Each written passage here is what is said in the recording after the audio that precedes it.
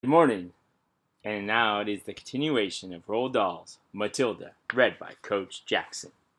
In this chapter, Matilda is visiting Miss Honey at her cottage for the first time. "It is music," Miss Honey said, and then, as though embarrassed at having revealed such a secret part of herself, she quickly pushed open the gate and walked up the path. Matilda hung back. She was a bit frightened of this place now. It seemed so unreal and remote and fantastic and so totally away from this earth. It was like an illustration in Grimm or Hans Andersen. It was the house where the poor woodcutter lived with Hansel and Gretel, and where Red Riding Hood's grandmother lived, and was also the house of the 7 dwarfs and the 3 bears and all the rest of them. It was straight out of a fairy tale. "Come along, my dear," Miss Honey called back, and Matilda followed up the path. The front door was covered with flaky green paint, and there was no keyhole. Miss Honey simply lifted the latch and pushed open the door and went in. Although she was not a tall woman, she had to stoop low to get through the doorway. Matilda went after her and found herself in what seemed to be a dark, narrow tunnel. "You can come through to the kitchen and help me make the tea," Miss Honey said, and she led the way along the tunnel into the kitchen. That is if you could call it a kitchen. It was not much bigger than a good-sized closed cupboard, and there was one small window in the back wall with a sink under the window. But there were no taps over the sink. Against another wall there was a shelf, presumably for preparing food, and there was a single cupboard above the shelf. On the shelf itself there stood a Primus stove, a saucepan, and a half-full bottle of milk. A Primus is a little camping stove that you fill with paraffin, and you light at the top, and then you pump it to get pressure for the flame. "You can get me some water while I light the Primus," Miss Honey said. "The well is out at the back. Take the bucket. Here it is. You'll find a rope in the well. Just hook the bucket onto the end of the rope and lower it down. But don't fall in yourself." Matilda, more bemused than ever now, took the bucket and carried it out into the back garden. The well had a little wooden roof over it and a simple winding device, and there was. So here's a picture of Miss Honey. So we know that from what we heard about Miss Honey's house, she is very poor and lives in a little cottage out in the middle of nowhere. But we're going to find out something interesting about Miss Honey at some point soon in our story. There was the rope dangling down into a dark bottomless hole.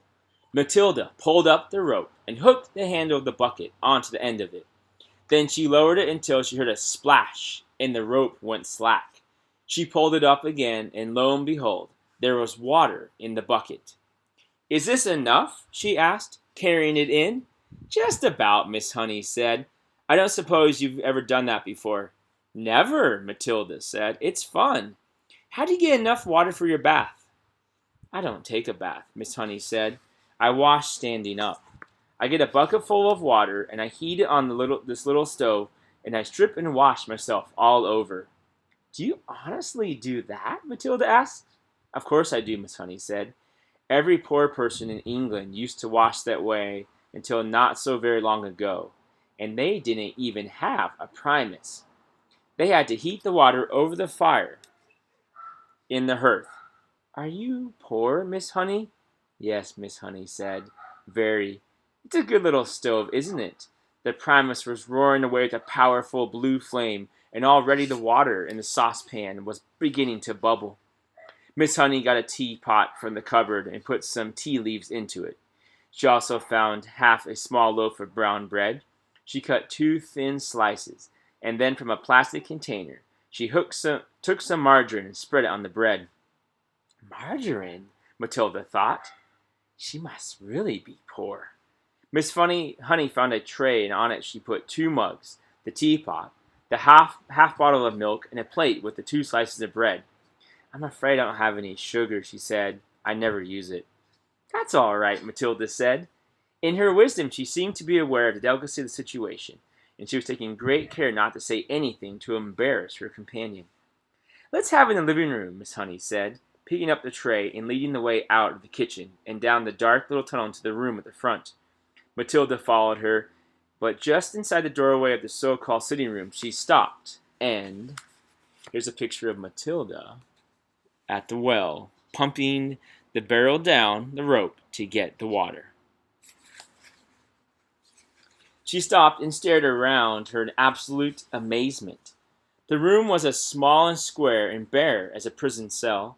The pale daylight that entered came from a single tiny window in the front wall, but there were no curtains. The only objects in the entire room were two upturned wooden boxes that served as chairs, and a third box between them for a table. That was all. There were no pictures on the walls, no carpet on the floor, only rough, unpolished wooden planks, and there were gaps between the planks, where dust and bits of grime had gathered. The ceiling was so low that with a jump, Matilda could nearly touch it with her fingertips. The walls were white, but the whiteness didn't look like paint. Matilda rubbed her palm against it, and a white powder came off onto her skin. It was whitewash, the cheap stuff that is used in cowsheds and stables and hen houses. Matilda, she was appalled. Was this really where her neat and trimly dressed schoolteacher lived? Was this all she had to come back to after a day's work? It was unbelievable. And what was the reason for it? There was something very strange going on around here, surely. Miss Honey put the tray on one of the upturned boxes. "Sit down, my dear. Sit down," she said, "and we'll have a nice hot cup of tea. Help yourself to bread. Both slices are for you. I never eat anything when I get home. I have a good old tuck-in at the school lunch, and that keeps me going until the next morning." Matilda perched herself carefully on an upturned box, and more out of politeness than anything else, she took a slice of bread and margarine and started to eat it. At home, she would have buttered toast and strawberry jam, and probably a piece of sponge cake to round it off. And yet this was somehow far more fun. There was a mystery here in this house, a great mystery. There was no doubt about that, and Matilda was longing to find out what it was. Here's a picture of Matilda and Miss Honey sitting down to have their tea in her old poor house on the crates. Miss Honey poured the tea and added a little milk to both cups. She appeared to be not in the least ill at ease, sitting on an upturned box in a bare room and drinking tea out of a mug that she balanced on her knee. "You know," she said, "I've been thinking very hard about what you did with that glass. It is a great power you have been given, my child. You know that."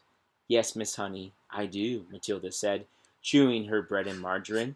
"So far as I know," Miss Honey went on, "nobody else in the history of the world has been able to compel an object to move without touching it, or blowing on it, or using any outside help at all."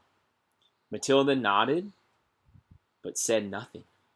The fascinating thing, Miss Honey said, would be to find out the real limit of this power of yours.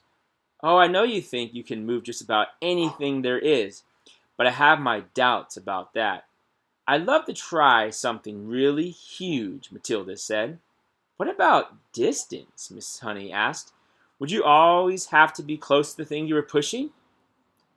"I don't really know," Matilda said, "but it would be fun to find out." Next chapter is called Miss Honey's Story. We will see you all tomorrow. Have a great day. Bye, everybody.